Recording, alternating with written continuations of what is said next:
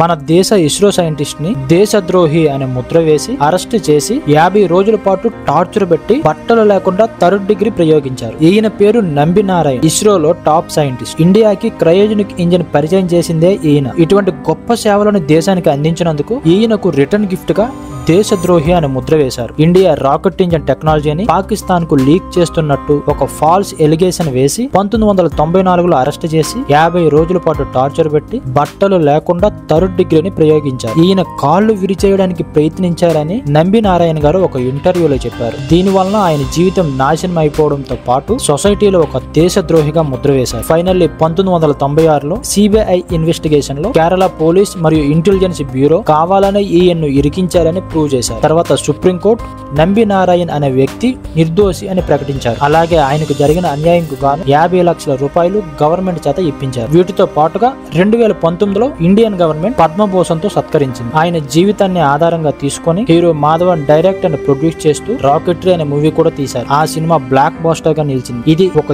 దేశానికి సేవలు అందించిన ఇస్రో సైంటిస్ట్ నంబి నారాయణ్ గారి జీవితం. ఇది చాలా మంచి video. Me friends and family member కి తప్పకుండా షేర్ చేయండి. ఇటువంటి ఇన్ఫర్మేటివ్ వీడియో డైలీ మన ఛానల్లో ఒక వీడియో అప్లోడ్ అవుతుంది. మీరు మిస్ అవ్వకుండా ఉండాలంటే తప్పకుండా మన ఛానల్ ని ఫాలో అండ్ సబ్స్క్రైబ్ చేసి నన్ను సపోర్ట్ చేయండి. See you tomorrow.